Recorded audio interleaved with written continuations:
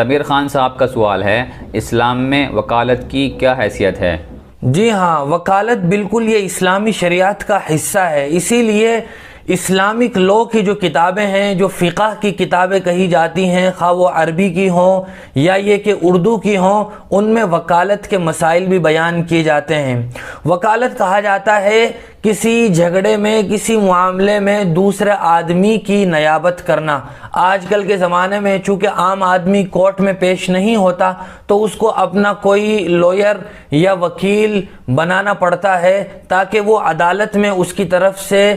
پیروی کر سکے۔